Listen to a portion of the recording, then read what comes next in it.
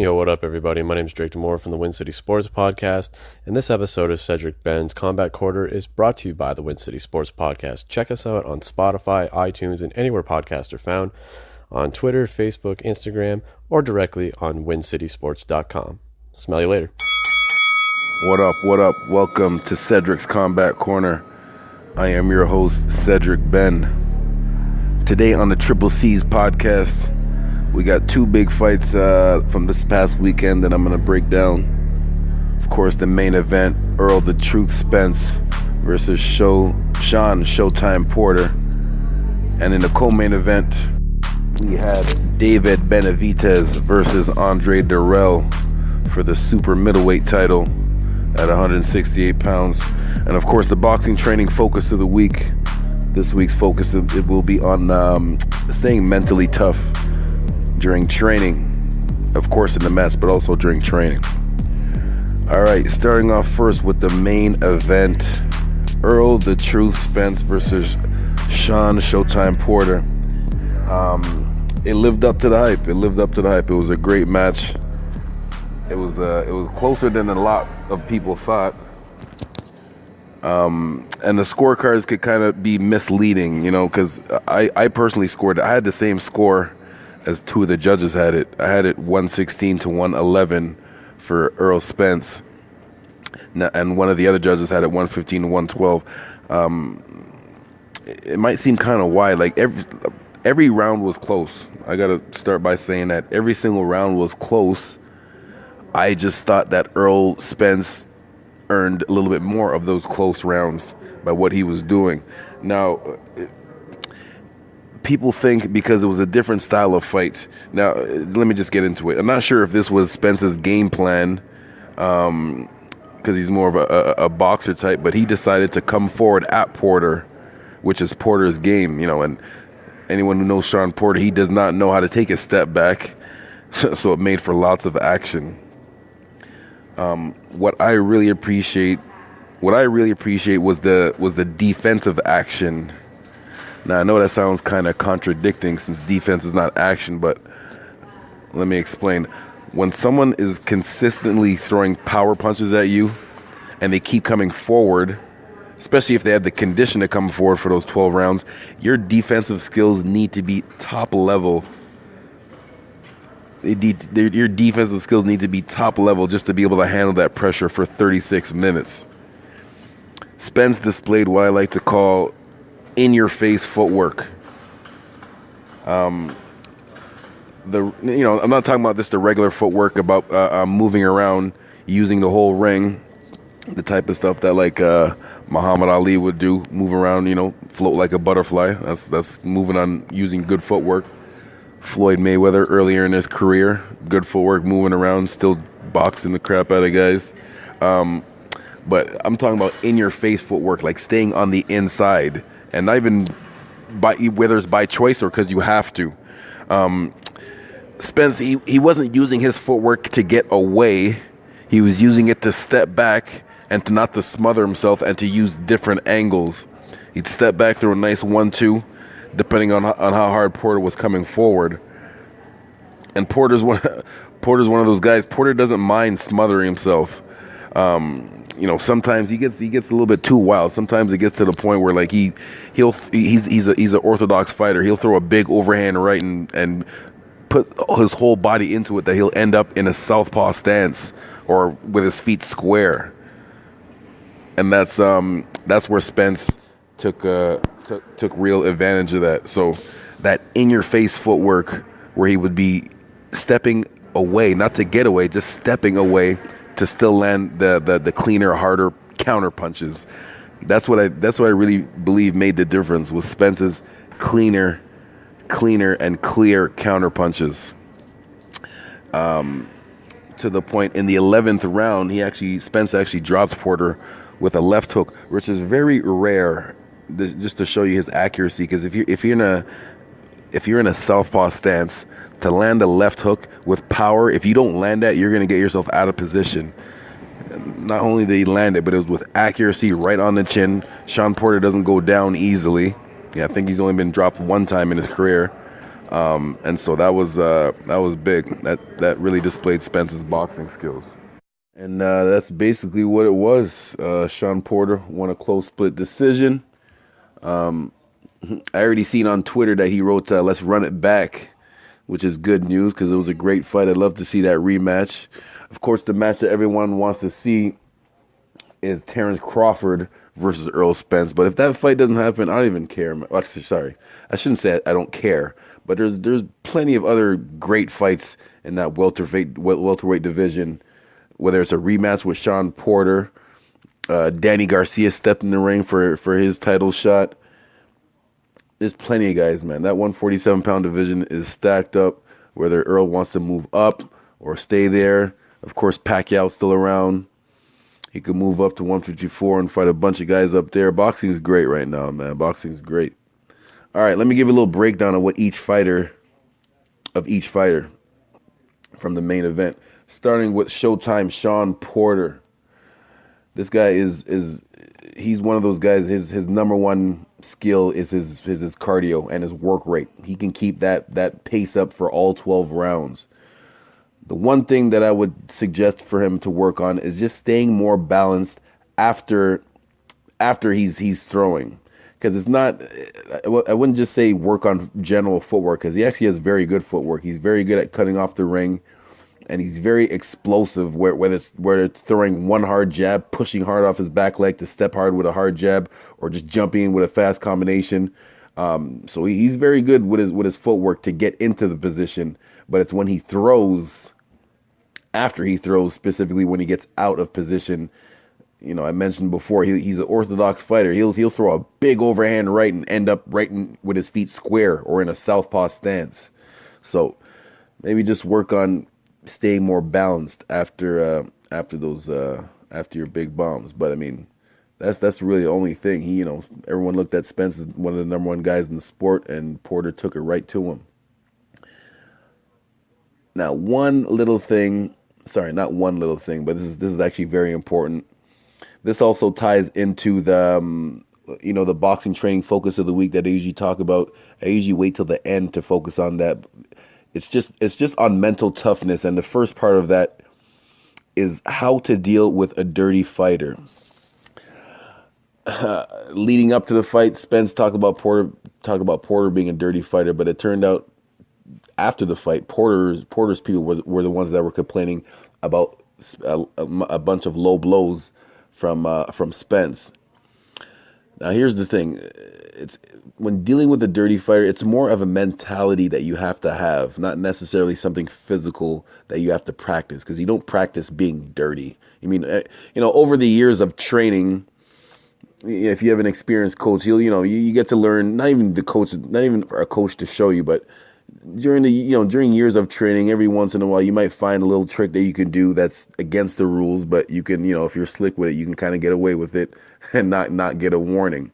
But it's not something that you consistently practice, being dirty. So my educated advice, if you're in a match where you feel that your opponent is doing illegal things, and the ref is not doing anything about it, he's not saying anything, he's not breaking it up, my simple advice is to do it right back. And do it right back, and also tell the referee. Now, as the boxer, you're not going to stand there and have a conversation with the referee. Just tell him once so that he's aware of it, so that you can say that you did. And then it's the coach's job to be on the ref about that. But as the boxer, you have to tell the ref so that he is aware about it. If you don't say anything to the ref, then why, and it's kind of borderline. I'm specifically talking about low blows in this case here. There's plenty other dirty things you could do, but specifically in this fight, the complaint was low blows. One of the reasons why I believe Spence, I don't know if he did it on purpose, but Sean with that wild style and getting out of position, sometimes punches might not be as accurate. But if your opponent is being dirty with you, you do it right back. Try not to do it too blatantly, don't just blatantly do something where it's going to get you an automatic point taken away. But do it not just so to show your opponent that you're not going to be bullied, because that's what basically happens. If you're complaining, if you think that your opponent's being dirty, you don't do anything about it, and then after you lose the fight, then you get on the microphone and say, "Oh, he was being dirty and he cheated." Nah, man, you just got bullied. Don't let yourself get bullied. Do something about it. If it's really that blatant, whatever your opponent's doing, and you do it right back, the referee's not just gonna look at you and warn you and not say nothing to the other guy. He'll stop both fighters and give both you guys warnings. So that way it's at least the other guy got a warning. You might be pissed off that you got warned, but at least the referee acknowledged to the other guy that stop doing that shit. Yeah. So Porter, that's what you should work on right now. Now moving on to Earl Spence. Staying on weight. This is another part of the mental toughness. The first part was dealing with dirty fighters. The second part was making sure you stay mentally tough, to stay focused, to stay disciplined with your nutrition. Let me just read a quote from Earl Spence after the fight. He wrote, "I got to keep my weight in control from now on. Ain't nothing cool about blowing up 25 pounds and having to spend most of camp losing that shit." And that's I'm just assuming that is one of the reasons why he had to fight in that style of just standing there and going basically toe-to-toe with Sean Porter. Not toe-to-toe, because I explained before how he had that good in-your-face footwork with that, just 1-2 steps to the side or stepping straight back to land a punch, not to get away. But losing that all that extra pounds of weight during training camp takes away from your skills focus, right? So when it comes to cutting weight, what I tell my boxers, what I highly suggest to all fighters, is to try not to be more than 10 to 15 pounds over your fighting weight. I know to a lot of fighters listening right now, that might seem crazy, because I hear about fighters losing some crazy weight. But here, let me just explain. Because I hear a lot of fighters say it doesn't matter how much, because you just lose it while you're working on your skills. But it's not that simple, man. Because first of all, your body moves different. Your body moves different when you're a different size. You got your reflexes are different, your reaction time is different, your speed is definitely slower, and of course your cardio is off. So when you're in training camp for a fight, like you're not necessarily improving those areas because your body is just focused on losing all that weight. So try not to get at least 10, 15, like as soon as it gets to double digits, that should be a red flag to you. As soon as you get into those double digits, it should be a red flag. Simple, man. You can't focus on working on your actual fighting skills. You can't focus on your actual fighting skills if you're busy trying to lose weight. If you're you basically if you're over not just double digits, if you're in the high double digits, like you're trying to cut like 30, 40 pounds, man, you don't even need a boxing coach or a MMA coach. You just need a strength and conditioning coach to make you lose all that weight. So, a perfect example, a perfect fight. I know there's plenty of other guys out there, but Floyd, the great one, this guy, this guy fought until his 40s, staying disciplined with nutrition. That was his main thing. So when he started his training camp, I can tell you 100%, even though I never met him, never trained with him, but Floyd never got more than 15, 20 pounds over his fighting weight. So when he started his training camp, he could just focus on his reflexes and reaction time. Now, as he got older into his mid-30s, when every athlete starts to slow down athletically, and of course, as an athlete, the last thing that leaves you is your power. Except for a boxer, some people, you get double-digit amount of years of punching your hands. Those bones get a little bit brittle. But every athlete starts to slow down in their 30s athletically. But but specifically with Mayweather, he could just focus when he started to be in his mid to late 30s, When you don't, you can't improve your speed or reaction time. What he did was just focus on maintaining his speed and reaction time.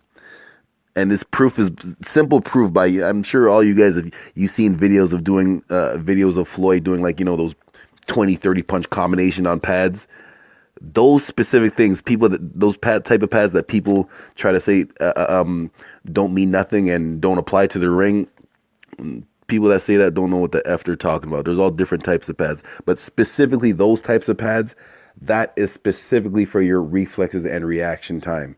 I can guarantee you, maybe not guarantee, but there's not too many athletes in their 40s that still have that same hand speed that Floyd displays in those videos when he was still training. Not just the offense, but the defense too. That's what it's for.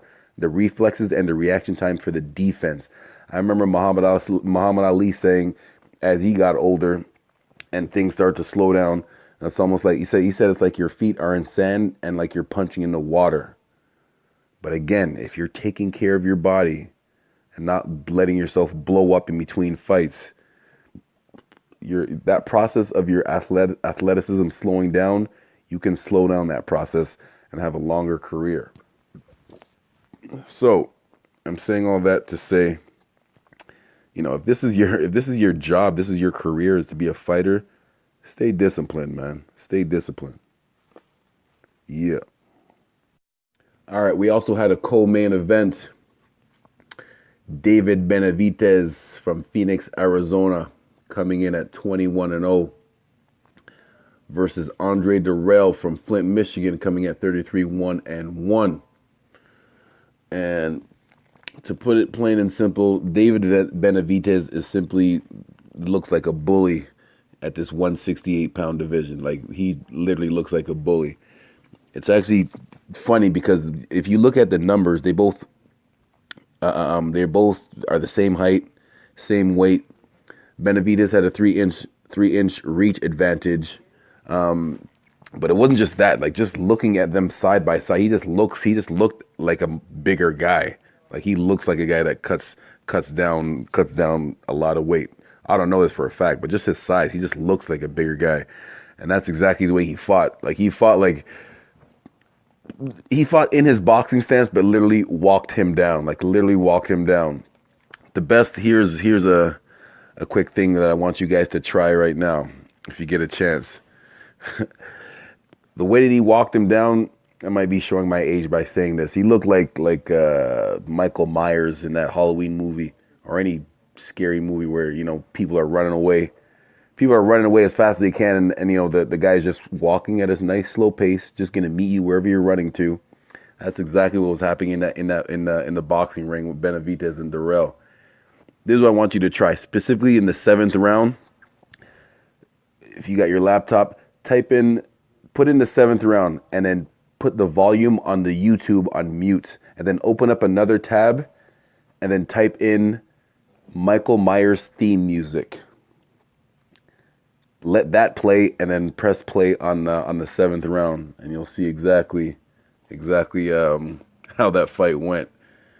This guy, man, I'm telling you, David Benavidez, this guy's a monster. Yeah, and there you have it. I already spoke. Usually I save the boxing training focus of the week for the end, but I already kind of spoke on it before when we talked about staying mentally tough, how to deal with a dirty fighter, and also staying mentally tough with being disciplined with your nutrition. So that's your focus for all you competitors out there. All right? Catch y'all soon. Combat Corner number 12. Shout out to Win City Sports. Yeah.